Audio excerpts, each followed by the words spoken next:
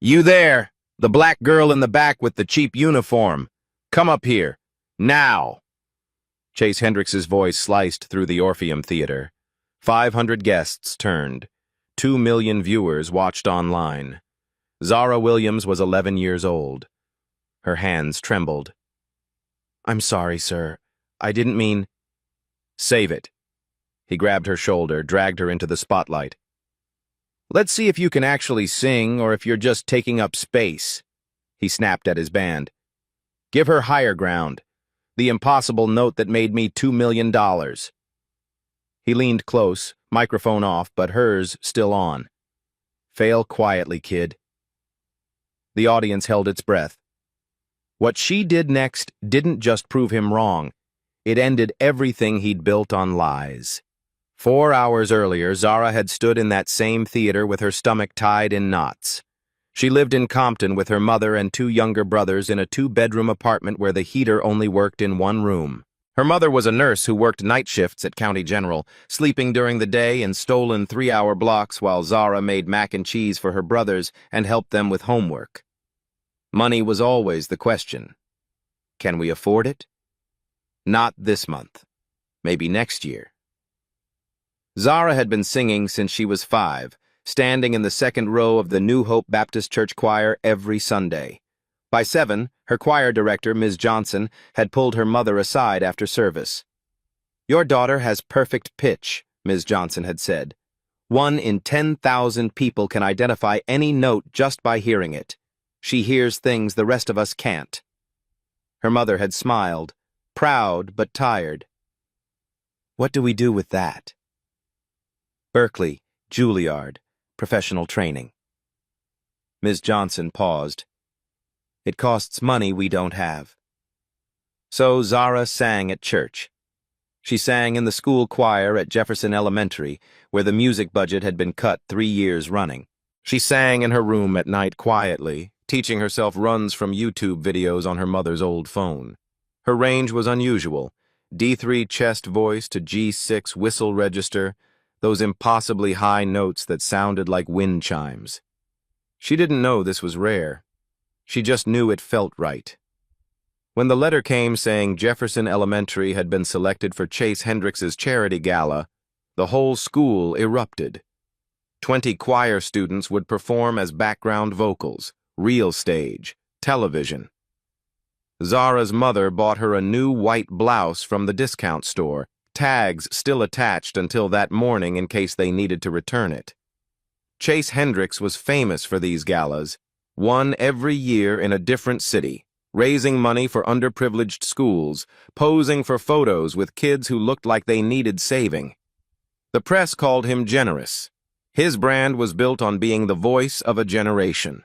4 platinum albums, 2 Grammys, endorsement deals with Pepsi and Nike.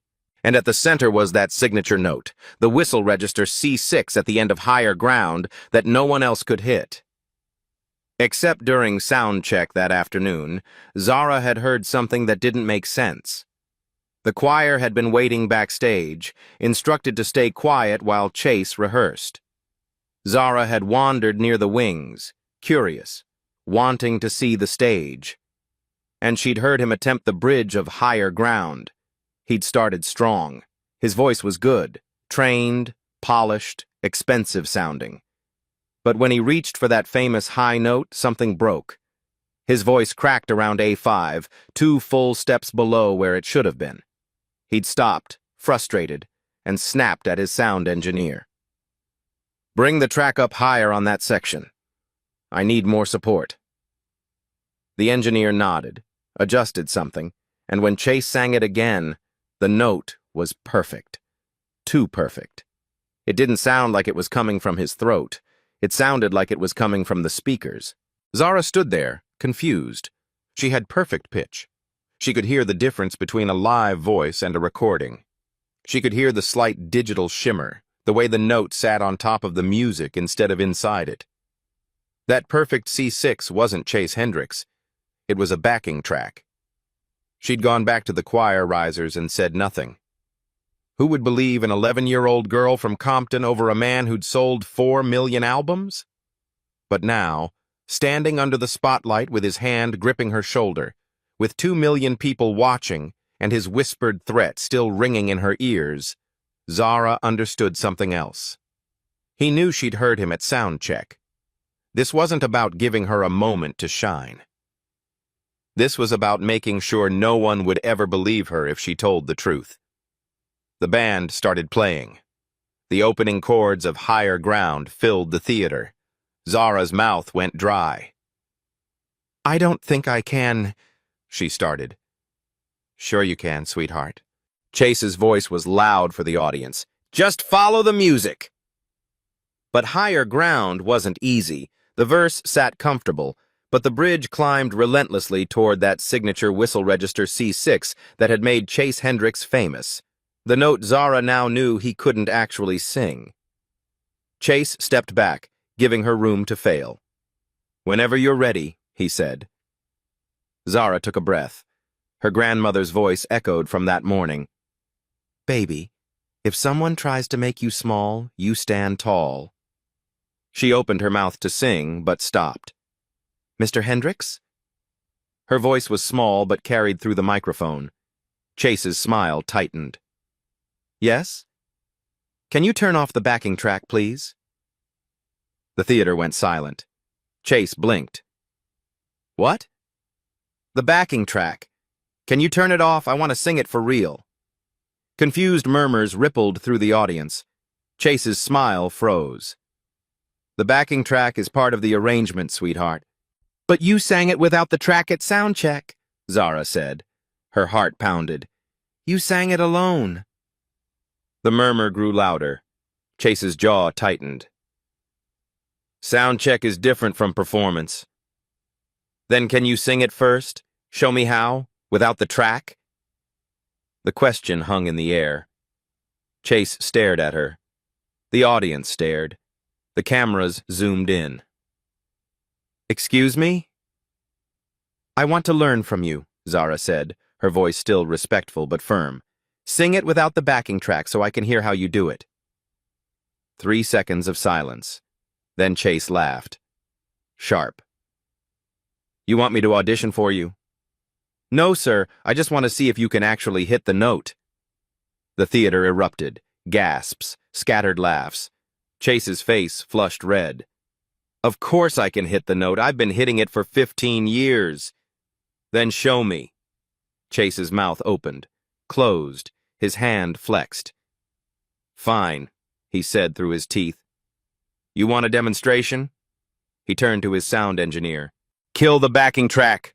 All of it." The engineer hesitated. "Do it." The engineer pressed a button. The music thinned. Exposed. Chase raised his microphone and began to sing. Chase's voice filled the theater, strong at first. Confidence. He moved through the verse with ease, his years of training evident in every controlled breath, every smooth transition. The audience relaxed slightly. Maybe this was just a misunderstanding. Maybe the kid was wrong. Then he reached the bridge. The melody climbed. E4, G4, B4. Chase's voice followed, still solid, still controlled. But as the notes pushed higher, something changed. His neck tensed. His shoulders rose slightly, betraying the strain. D5, E5, A5. And then he reached for the C6. His voice cracked.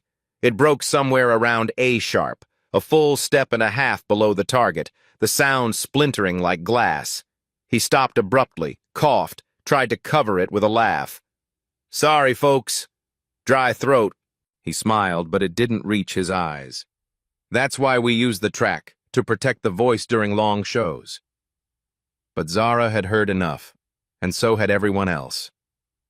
"You didn't hit it," she said quietly. Chase turned to her, his smile now a thin line. "I told you my voice is tired." "But on your album, you hit that note 27 times, Zara said. Her voice was growing stronger now, fueled by something she didn't fully understand yet. "I counted. And in every live video online, you hit it perfectly, every single time." The audience shifted. Phones came out. People started looking at each other. "What are you trying to say?" Chase's voice had an edge now, the smooth veneer cracking. I have perfect pitch, Zara said. I can hear frequencies. The note on your album? It's 1046.5 hertz. That's C6. But what you just sang was 932 hertz. That's A-sharp 5. Someone in the audience whispered, Is she right? Chase's face reddened. Listen, little girl. And the voice on the album, Zara continued, her words tumbling out now, unstoppable. It doesn't sound like you. It's a woman's voice. I looked up your album credits. It says, Sophia Mitchell, additional vocals. The theater exploded in whispers. Chase stepped toward her, no longer smiling. You need to stop talking, right now. Why? Zara asked. And for the first time since she'd been dragged onto that stage, she felt something other than fear. Because I'm telling the truth? Because you're 11 years old, and you don't know what you're talking about. I know what I heard at sound check. I know what I'm hearing now. Zara looked out at the audience, at the cameras, at the 2 million people watching. That note isn't yours. You've been lip-syncing it. For 15 years. Chase's hand shot out and grabbed her arm. Not hard enough to hurt, but hard enough to control. We're done here. But before he could pull her off stage, a voice came from the wings. Actually, she's right. Everyone turned. A man stepped into the light, Chase's sound engineer, the one who'd been running the board all night. His face was pale but determined. I've been your engineer for 5 years, Chase. Every single show I've played that backing track. You've never sung that note live, not once. The theater went completely silent. Chase's grip on Zara's arm loosened. He stared at his engineer like the man had just driven a knife into his back. You're fired, Chase whispered. I know, the engineer said. But she's 11 years old, and she's braver than I've been for 5 years. The silence in the theater was absolute. 500 people held their breath. 2 million watched online. Chase Hendricks stood frozen.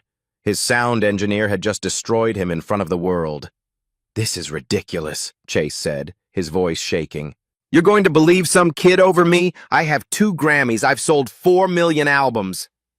Then prove her wrong, someone shouted from the audience. Sing the note. Chase's face went from red to white. I just did. No, you didn't. You cracked. We all heard it. The crowd was turning.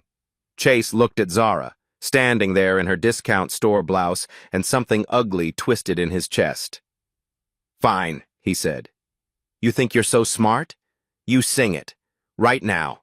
No preparation, no warm-up, no second chances. Zara's hands trembled. This was the moment where she either proved herself or became exactly what Chase said she was. Ms. Johnson's voice carried from the choir section. You can do this, baby. Sing like you do at church. Zara closed her eyes, took a breath, felt the air fill her lungs, felt her diaphragm expand, felt every lesson she'd learned in that small Baptist church settle into her bones. She opened her eyes and nodded to the band. They started again. The intro to Higher Ground for the second time that night, but everything was different now. Zara began to sing. Her voice started soft, almost tentative. The first verse was low, comfortable, well within her range. She focused on the words, on the story the song was telling. Some people in the audience exchanged glances. She was good, sure, but nothing special yet. Then she reached the pre-chorus. Her voice opened up, gaining power without losing control. There was something raw and honest in her tone that hadn't been there in Chase's polished performance. She wasn't performing. She was testifying. The verse climbed higher. D5, E5, F5. Her voice followed effortlessly, each note pure and clear, no strain visible. Chase shifted his weight. His jaw tightened. The bridge approached. This was where he'd failed. Zara didn't hesitate. She shifted registers smoothly, moving from chest voice to head voice without a break. G5, A5, B5. The audience sat up straighter, and then she reached for the C6. It came out clean. No crack, no strain, no trick. Just a pure, sustained whistle register note that rang through the theater like a bell. She held it for 4 seconds, and the sound was crystalline. Perfect. Impossible. Someone in the front row gasped, but Zara wasn't done. She took the note higher. D6, E6, F6. Into territory that Chase's backing track had never even attempted. Her face was calm, almost serene, as she explored the upper reaches of her range with the confidence of someone who'd lived there her whole life. Then she brought it back down. F6 to C6 to A5 to F5, each transition seamless, each note a small miracle. She finished the bridge and moved into the final chorus, her voice now fully open, no longer hiding, no longer afraid. When she sang the last word and let it fade into silence, nobody moved. Then the theater erupted, 500 people on their feet, screaming, applauding, some with tears streaming down their faces. The Jefferson Elementary Choir was jumping. Ms. Johnson had both hands over her mouth. The online stream exploded. Within 30 seconds, 50,000 people had shared the video. Within a minute, Zara Williams was trending worldwide. Zara stood in the spotlight, breathing hard, not quite believing what had just happened. Chase Hendricks looked like he'd been struck. His face had gone gray. Yolanda Carter, a legendary R&B singer sitting as a judge in the front row, stood up. She was crying. "That," Yolanda said, her voice thick with emotion, "is the best thing I've heard from an 11-year-old in my entire career. Baby, you didn't just hit that note. You owned it." The applause grew louder. Marcus Webb, another judge, a black music producer who'd worked with Alicia Keys and Kendrick Lamar, was shaking his head. "I need to say something." He stood up. "I've been in this industry for 30 years, and what we just witnessed was an 11-year-old child singing a note that the man who made it famous can't actually hit." The audience went quiet, the weight of his words settling over them. Marcus turned to the crowd. "That album track? I mixed it. I was there. And Zara's right. That's not Chase's voice. That's Sophia Mitchell. She's a session singer in Atlanta. She was paid $2,000 and asked to sign an NDA. She never got proper credit." Chase tried to speak, but no sound came out. "I stayed quiet because that's what you do in this industry," Marcus continued. "You protect the star. You protect the money. But I'm done protecting lies, especially when an 11-year-old has more courage than I've had in 3 decades. The theater exploded. Journalists typing furiously, audience members shouting questions, cameras abandoning fixed positions. Chase finally found his voice. "This is insane. You're going to destroy my career over a backing track? Everyone uses them. Beyoncé uses tracks." "But they don't claim they're singing live," Yolanda shot back. "They don't sell tickets to live performances and then lip sync. That's fraud, Chase." I didn't," Chase sputtered, looking around for support. But his band members were looking away. His manager was on his phone, probably calling lawyers. Chase turned to Zara, and for a moment she saw something in his eyes that made her step back. Rage, yes, but also fear. "You're going to regret this," he said quietly, just loud enough for her microphone to catch. "You and your little school and your nobody teacher. I will make sure you never work in this industry. Do you understand me? Never." The threat hung in the air, caught by every camera. Ms. Johnson started to rise from her seat, but Zara spoke first. "I'm 11 years old," she said, her voice steady. "I don't work in the industry. I just sing because I love it, and you can't take that away from me." She paused, then added, "But maybe someone should take it away from you." The theater went silent. Then someone started a slow clap, then another. Within seconds, 500 people were applauding, not for Chase Hendricks, but for a child who'd refused to lie. Chase looked around at the cameras, at the ruins of everything he'd built. Then he walked off stage. The moment his foot hit the wings, the theater erupted again. People were on their phones. The live stream chat was moving too fast to read. Someone shouted, "Check Twitter, he's already trending." Not Zara Williams anymore. Chase Hendricks exposed. Chase Hendricks fraud. Chase Hendricks eyes over. Within 5 minutes, his Wikipedia page had been edited. Within 10, major music blogs were posting articles with headlines like, "Famous singer exposed by 11-year-old." Within 15, 3 of his sponsors had issued statements saying they were reviewing their relationship with him. Zara stood on that stage, surrounded by chaos she'd created simply by telling the truth, and felt something she'd never felt before. Not pride, exactly. Not triumph. Just the quiet certainty that she'd done the right thing, even though she had no idea what would come next. The chaos lasted 20 minutes before security cleared the theater. Zara sat backstage in a folding chair, Ms. Johnson's arm around her shoulders, watching adults argue in urgent whispers. Event organizers, Chase's management team, people in expensive suits talking into phones. Nobody was talking to her. Her mother had called 3 times from the hospital, couldn't leave her shift. "Baby, what happened? Are you okay?" Zara didn't know how to answer. What had happened was that she'd destroyed a famous man's career in 3 minutes. Whether she was okay was unclear, and yes, she wanted her mother, but County General was 40 minutes away and her mother couldn't afford to lose this shift. "I'm fine, Mama. Ms. Johnson is here." That had been an hour ago. Now it was nearly midnight. The other choir kids had gone home. The theater was empty except for crew breaking down equipment. Zara was still sitting in that folding chair, waiting. That's when Chase's lawyer arrived. He was a white man in his 50s, wearing a suit that probably cost more than Zara's mother made in 6 months. He carried a leather briefcase and had a smile that didn't reach his eyes. "Miss Williams," he said, pulling up a chair. "I'm Robert Kraft. I represent Mr. Hendricks." Ms. Johnson's arm tightened. "She's 11 years old. If you want to talk to her, her mother needs to be present." "Of course. I'm not here to interrogate anyone.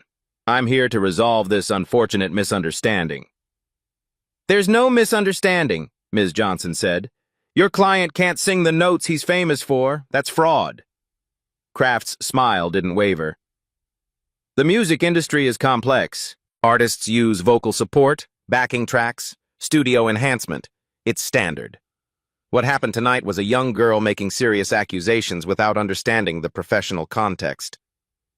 "I understand that he lied," Zara said quietly. Kraft turned to her. "No, sweetheart. You misunderstood. And unfortunately, that's caused Mr. Hendricks significant harm. His sponsors are threatening to pull out. His tour dates are in jeopardy. Millions of dollars in damages." The word damages hung like a threat. "Are you threatening to sue an 11-year-old?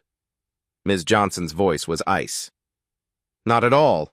We're hoping to avoid legal action, which is why I'm here with a solution." He opened his briefcase, pulled out a document. "If Zara signs this, we can all move forward." Ms. Johnson took the paper. Her face grew darker with each line. "This says she made false accusations, that she apologizes, that she was seeking attention." "It's a mutual agreement," Kraft said. "In exchange, Mr. Hendricks will not pursue legal action. And as goodwill, he'll personally fund a music scholarship for Zara. $50,000. Full ride to any program she wants." Zara's breath caught. $50,000. That was Berkeley. That was Juilliard. That was everything she'd dreamed of. "And if she doesn't sign?" Ms. Johnson asked. Kraft's smile faded. Then Mr. Hendricks will pursue defamation charges against Zara, against Jefferson Elementary, against you, Ms. Johnson, for failing to supervise." He paused. "The school district has been notified that Mr. Hendricks's donation, $500,000 for your music program, is now in jeopardy." Ms. Johnson's hand trembled on Zara's shoulder. "So, let me be clear," Kraft continued. "Sign this, accept the scholarship, everyone moves on, or refuse, and watch your school lose funding while your family drowns in legal fees they can't afford." He looked at Zara. "What happens next is up to you." Zara stared at the document, at the words that would call her a liar, at the signature line that would erase everything. She thought about her mother working double shifts, about her brothers who needed shoes, about the kids at Jefferson Elementary who'd lose music because of her. She thought about the truth. "No," she said. Kraft blinked. "Excuse me?" "I'm not signing that. I didn't lie, he did. And I'm not going to say I lied just because he's rich and I'm not." "Young lady, I don't think you understand the consequences." "I understand you're trying to scare me."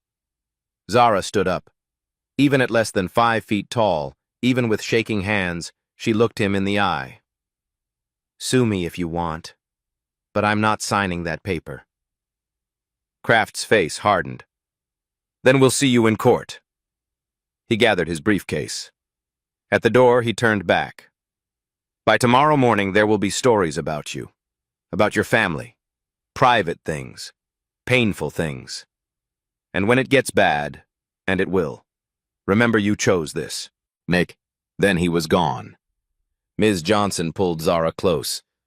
"Baby, are you sure that scholarship—" "I don't want his money," Zara whispered. But as they walked into the cold Los Angeles night, Zara couldn't stop shaking.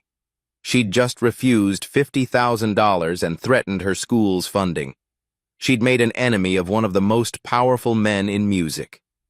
And she had no idea if telling the truth had been worth what it was about to cost. Zara woke up to her phone buzzing like angry bees.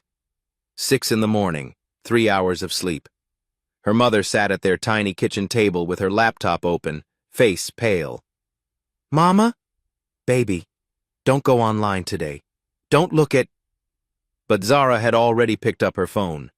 The screen was full of notifications. Thousands. She opened Twitter. The first thing she saw was a photo of their apartment building. The peeling paint visible, the broken security gate, trash bins overflowing. The caption, "This is where Zara Williams lives. While she accuses Chase Hendricks of fraud, she's clearly desperate for a way out of poverty." Her hands went numb. The next post was her mother's work schedule, somehow obtained. Her mother barely makes $30,000 a year. Of course, the daughter is looking for a payday. Then photos from school yearbooks. Someone had circled the free lunch stamp on her tray. Government assistance her whole life. This was never about the truth. It's about money. The comments were brutal. "Ungrateful kid. She should be thanking Chase." This is what happens when you give these people opportunities. These people. Her phone buzzed with texts from unknown numbers, threats, slurs. Ms. Johnson called. "Don't come to school. The principal wants to meet. There are reporters outside." Reporters. Because of her. Zara felt like she was drowning. But then, at 7:15 a.m., something changed.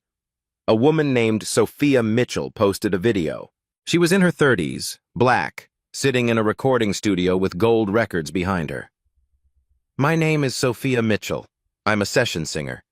And I'm the voice Chase Hendricks has been selling as his own for 15 years.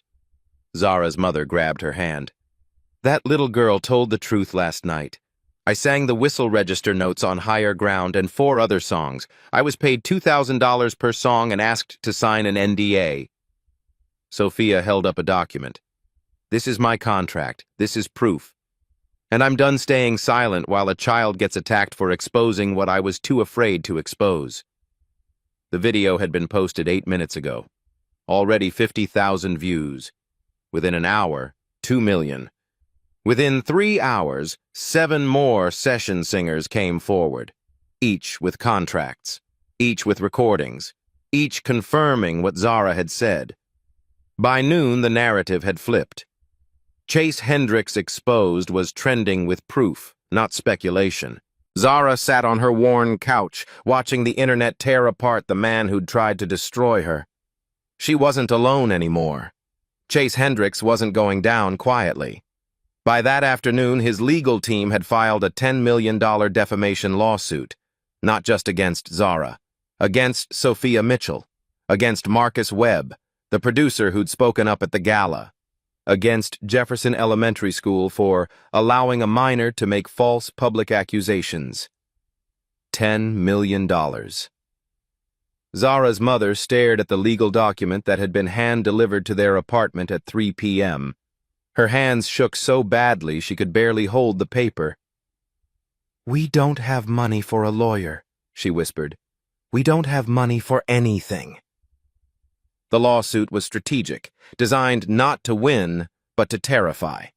Chase's team knew that even if they lost, the legal fees alone would bankrupt everyone involved. It was a weapon, and they were wielding it with precision. But the counterattack went deeper than lawsuits. By 4 p.m., gossip sites were running coordinated stories. Sources close to the Williams family claimed that Zara's mother had pushed her daughter to confront Chase, that the whole thing had been planned to extort money. One article included quotes from former neighbors saying the family was known for playing victim and looking for handouts. None of it was true. All of it was published. By 5 p.m., Zara's school was under siege. Not just reporters now, but angry Chase Hendricks fans, teenagers and adults standing outside Jefferson Elementary with signs. Liars. Frauds. Leave Chase alone. The principal called an emergency meeting. Zara and her mother sat across from him in his office, and he looked like he'd aged 10 years overnight. "I'm sorry," he said, "but the school board is considering suspending Zara pending investigation." "Investigation of what?" Zara's mother demanded. "She told the truth. You saw the video. Everyone saw it. The board is concerned about the attention, the threats. We've had to increase security. Parents are calling, worried about their children's safety." He rubbed his face. "And Chase Hendricks's lawyers are threatening to sue the district for negligence. They're saying we failed to supervise Zara, that we allowed her to defame their client on school time." "She wasn't on school time," Ms. Johnson interjected from the corner where she'd been standing. "She was at an evening event." "It was a school-sanctioned event," the principal said. "The choir was there representing Jefferson Elementary, which means legally we're liable." Zara felt her chest tighten. "So I'm being suspended because I told the truth?" "You're being suspended because the school can't afford to fight a lawsuit from Chase Hendricks's legal team." The principal's voice was heavy with regret, but the words still landed like stones. "I'm sorry, Zara. I truly am. But the board meets tomorrow, and I don't think I can protect you." They left the school through a back entrance to avoid the cameras. At home, the apartment phone wouldn't stop ringing. Reporters, threats. Someone claiming to be from Child Protective Services saying they'd received reports that Zara's mother was exploiting her child. It was fake. CPS didn't work like that, but it was effective. Every call was a small knife. Zara's brothers were scared. They didn't understand why angry people were outside their building, why their sister was on TV, why everything felt like it was falling apart. That night, Zara's mother sat on the edge of her bed. Her eyes were red from crying. "Baby, I need to ask you something." Her voice was barely above a whisper. "If you could take it back, would you?" Zara thought about the question. About the $50,000 scholarship she'd refused, about the reporters outside their building, about her school suspending her, about the threats and the lies and the $10 million lawsuit that could destroy their lives. "No," she said finally. "I wouldn't take it back." Her mother closed her eyes, and a tear slid down her cheek. "Then we fight. I don't know how, but we fight." But fighting seemed impossible when the enemy had unlimited money and unlimited reach. At midnight, Zara lay awake in the bed she shared with her brothers, listening to them breathe in their sleep. She thought about Chase Hendricks in his mansion somewhere in the Hollywood Hills, probably sleeping peacefully, protected by lawyers and money and the knowledge that the system was built to protect people like him. She thought about how easy it would be to give up, to sign the paper his lawyer had offered, to say she was sorry for telling the truth. And then she thought about Sophia Mitchell, who'd been silent for 15 years before finding the courage to speak. About Marcus Webb, who'd stayed quiet for 3 decades before standing up. About the 7 other session singers who'd come forward, risking their own careers. They'd all been afraid. But they'd spoken anyway. Because someone had to. Even if that someone was just an 11-year-old girl who refused to lie. Zara closed her eyes and tried to sleep, knowing tomorrow would be worse. Not knowing that tomorrow would bring something she never expected. Help. The knock came at 7 in the morning. Zara's mother answered cautiously, expecting reporters. Instead, she found a woman in her 40s, professionally dressed, carrying a briefcase. "Mrs. Williams, my name is Diana Carter. I'm an entertainment attorney. I'd like to represent your daughter, pro bono." Zara's mother blinked. "I'm sorry, what?" "No charge. Sophia Mitchell hired our firm to defend her. When we heard Chase sued an 11-year-old child, 3 partners volunteered to take Zara's case. May I come in?" Within an hour, their kitchen table was covered with documents. Diana worked quickly, pen moving across legal pads. "Chase's lawsuit is garbage," she said bluntly. "Defamation requires false statements. Everything Zara said was true. He won't win. But he knows that. This is intimidation, not litigation." "So what do we do?" Zara's mother asked. "We counter-sue, fraud, false advertising, breach of contract with ticket holders." Diana looked up. "We make it a class action. Make it too expensive for him to continue." A second knock interrupted them. Ms. Johnson entered with Marcus Webb, the producer who'd exposed Chase on stage. "I wanted to check on her," Marcus said. He sat across from Zara. Up close, she could see exhaustion in his face. Chase's lawyers had gone after him too. "I've been in this industry 30 years, Marcus said. "I've watched powerful people crush careers. But I've also watched movements start." He pulled out his phone. "Look at this." And believe Zara was trending, exploding. Alicia Keys had tweeted, "Protect that child. Listen to her truth." John Legend announced he was covering legal fees if needed. Kelly Clarkson, Fantasia, Jennifer Hudson, all speaking up.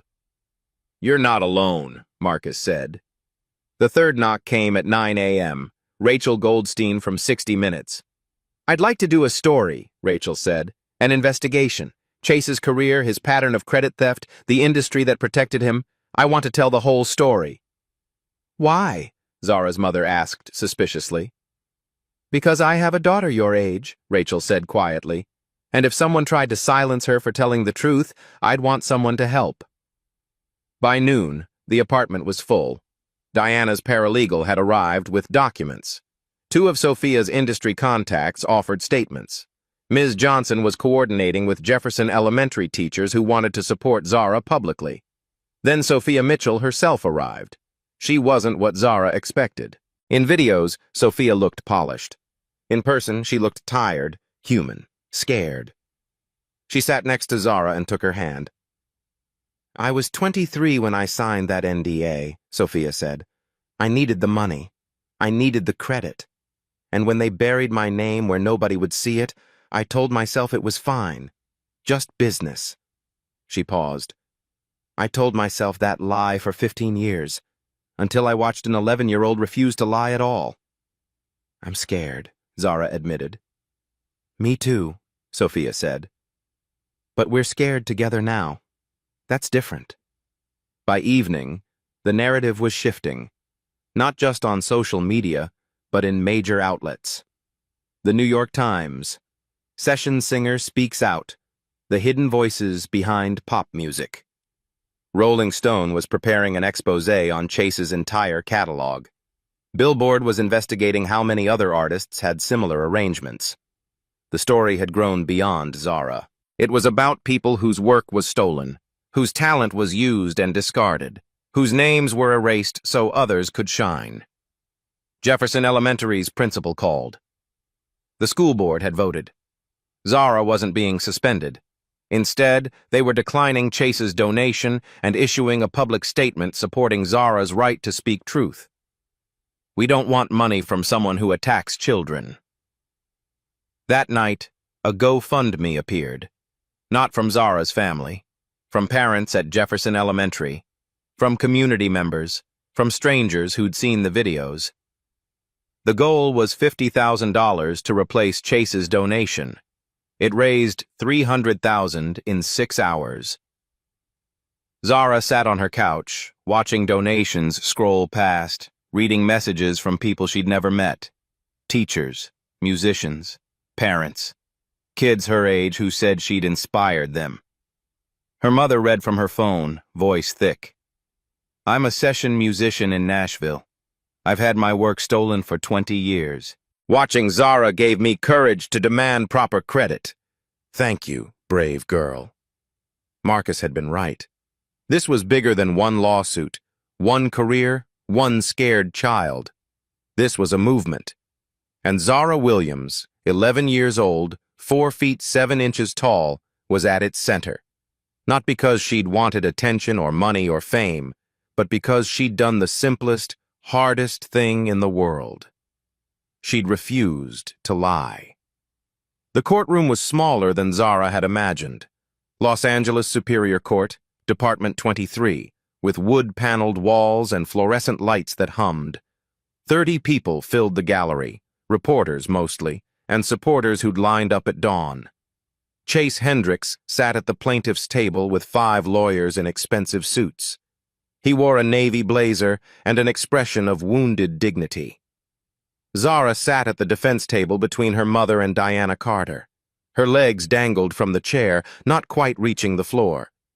She wore the same white blouse from the gala, the nicest thing she owned. This wasn't the full trial. This was a preliminary hearing on Chase's motion for an injunction to stop Zara, Sophia, and Marcus from making more defamatory statements. Judge Patricia Moreno entered. Latina woman, 60s, 20 years on the bench. She looked at Chase's team, then at Zara, and something flickered across her face. "Mr. Kraft," she said to Chase's attorney, "you're seeking an injunction against an 11-year-old child?" "Your Honor, the defendant's age doesn't negate the harm caused by her false statements." "Were they false?" Judge Moreno interrupted. "That's the question." "The statements were made with malicious intent to destroy my client's reputation." "The statements were made in response to your client publicly humiliating her on stage." Diana Carter stood. "Your Honor, if I may." Judge Moreno nodded. Diana approached with a tablet. "I'd like to enter footage from the charity gala, unedited." Bow. The courtroom watched Chase drag Zara onto stage, watched him whisper, "Don't embarrass yourself, kid," into a live microphone, watched him fail to hit the note. When it ended, silence. "Your Honor," Diana continued, "the plaintiff didn't summon this child because she lied. He summoned her because she told the truth, and it cost him money. That's not defamation. That's the consequence." Judge Moreno turned to Kraft. "Do you have evidence that Miss Williams's statements were false?" "Your Honor, the music industry commonly uses vocal enhancement." "That's not what I asked. Did she lie? Yes or no?" Kraft shifted. "The characterization of my client's use of standard practices as fraud is defamatory. Yes or no, Counselor?" Silence stretched. "We believe the context was misleading," Kraft finally said. "So no." Judge Moreno made a note. "Ms. Carter, Do you have evidence supporting Miss Williams's claims? Yes. I'd like to call Sophia Mitchell. Sophia took the stand, was sworn in. Diana walked her through testimony. The contracts, the NDAs, the recordings proving her voice was on Chase's albums. The emails explicitly instructed her never to claim credit. Miss Mitchell, Diana asked, when you heard Zara Williams say Chase Hendricks couldn't sing those notes, what did you think? I thought, finally. Someone said it out loud. And was she correct? Yes, completely. Diana sat. Kraft stood for cross-examination, but Judge Moreno held up her hand. I've heard enough.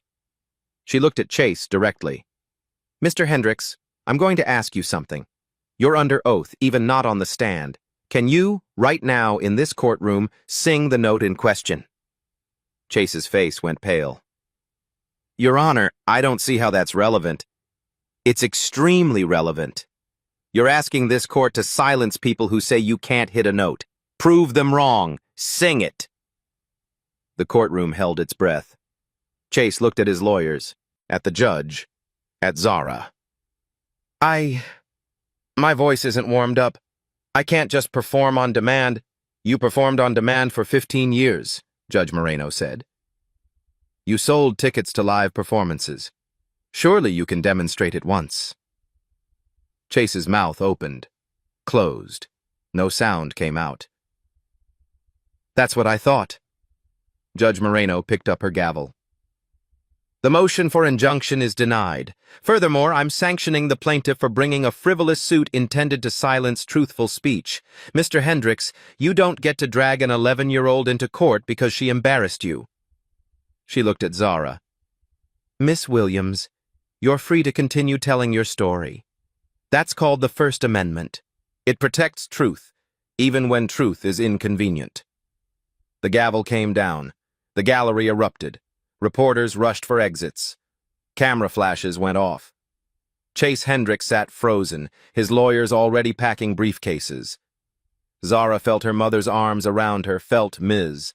Johnson's hand on her shoulder, heard Sophia crying with relief. Outside the courtroom, Rachel Goldstein waited with her 60 Minutes crew. Zara, how do you feel? I feel like I can breathe again. That night, the 60 Minutes episode aired. 18 million people watched Rachel's investigation. They saw contracts with session singers. They saw frequency analysis proving the voice wasn't Chase's. They saw musicians who'd been silenced by NDAs. They saw Chase, defensive and angry, claiming victim status. They saw him refuse to sing the note when Rachel asked. And they saw Zara, 11 years old, in her small apartment, explaining what perfect pitch was, how she'd known, why she'd spoken. I wasn't trying to hurt him, she said to the camera. I was just telling the truth. I didn't know the truth could be so dangerous. By credits, Chase's remaining sponsors had withdrawn. His label dropped him. Vegas residency canceled. The Grammy committee announced they were reviewing his awards. His career, built on stolen voices and protected lies, was over. Ended by a child who'd simply refused to stay quiet. 3 months later, Chase Hendricks filed for bankruptcy. The class action lawsuit settled. 15,000 ticket holders received refunds totaling $23 million. His mansion went up for sale. His car collection, recording studio, music rights, all liquidated to pay debts. Both Grammy Awards were officially revoked. The Recording Academy cited fraudulent representation of vocal performance. First time in Grammy history. Chase attempted a comeback tour 6 months later. Unplugged and unfiltered, promising everything live, complete transparency. 8 dates in small venues. He sold 11% of tickets. The reviews were brutal. Hendrix's voice, exposed without studio magic, reveals an unremarkable tenor with limited range. The Emperor has no clothes. After the 3rd show, he canceled the rest. Last anyone heard, he was teaching music business at an online for-profit college, making promotional videos nobody watched. But this story isn't about Chase's fall. It's about what rose. Zara Williams received 5 major label offers. Her mother declined them all. She's 11 years old. She needs to be a child first. Instead, Zara signed with an independent label owned by black musicians. The contract was unusual. No albums required until 16, creative control guaranteed, ownership of her masters, and 15% of earnings went to a fund she created. Unbreakable Voices. The fund provided scholarships for young singers from underprivileged backgrounds, free vocal training, music theory, and legal education about contracts and rights. 50 scholarships the first year, 200 by year 3. Zara recorded one single, My Own Voice. She wrote it with Sophia Mitchell, about finding courage, speaking truth, saying no when everyone expects silence. It went gold in 6 weeks. The video featured Zara singing in her church, her school, her apartment, places where her real voice was born. At the end, 50 scholarship recipients joined her. Every race, every background, all credited, all seen. The industry changed. California passed Assembly Bill 2847, Zara's Law, required disclosure when live performances used pre-recorded vocals. Tickets had to state it. Violation was consumer fraud. 12 states adopted similar laws within 18 months. The Recording Academy overhauled credit requirements. All submissions needed detailed documentation of every vocalist. Additional vocals are no longer acceptable. You had to name them.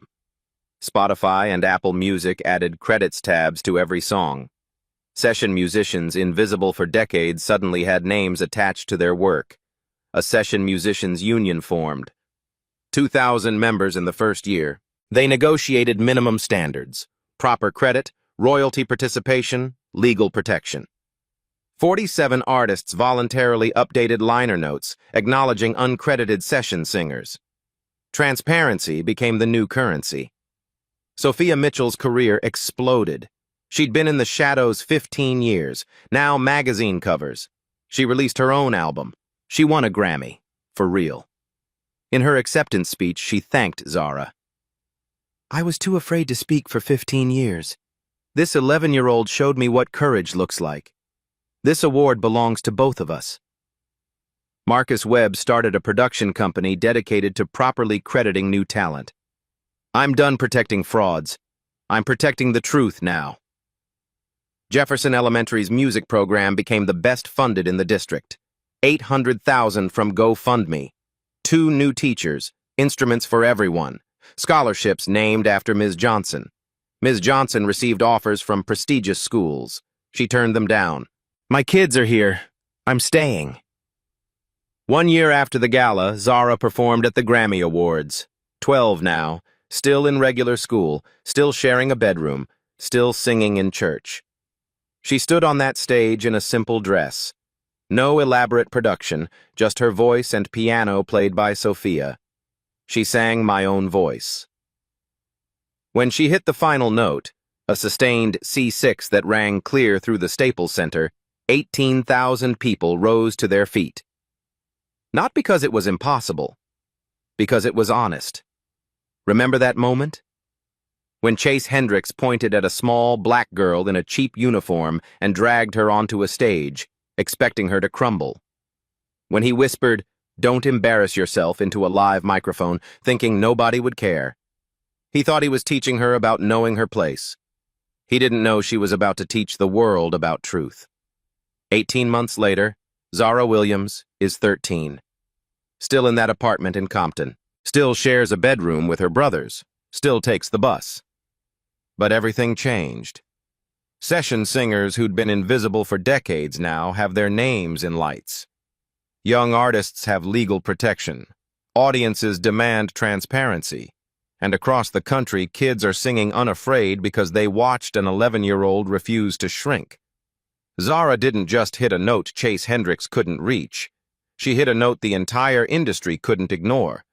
The note that says, your truth matters more than their comfort. The note that says, Being small doesn't mean being silent. Chase thought he could destroy her with threats and lawsuits and money. He learned what every bully learns. You can't silence someone who's decided their voice matters. Today, Chase teaches online classes nobody remembers, awards revoked, mansions sold. Legacy is a cautionary tale. And Zara? Still just a kid who loves to sing, who does homework and argues with her brothers, who sometimes forgets she changed an industry. That's real courage. It doesn't need an announcement or spotlight or millions of dollars. Sometimes it sounds like a 12-year-old saying no when everyone expects her to fold. So here's the question. If you were there, would you have stood up for Zara when lawyers came? When threats started? When everyone said stay quiet? Or would you have stayed seated, relieved it wasn't you? Drop your honest answer below. We all think we'd be heroes, but courage is harder than we imagine. And if you've ever been told to stay small, to know your place, to accept the lie, share your story. Zara's voice was just the beginning. Yours matters too. Go back to minute 14. Watch Chase's lawyer realize he's losing. Watch his face when the judge asks Chase to sing. There's a micro-expression, pure panic, 0.8 seconds. Once you see it, you can't unsee it. If this story reminded you why truth matters, share it. If it made you think about your own voice, subscribe. The world doesn't need more people who stay silent to stay safe. It needs more Zaras. Maybe that's you.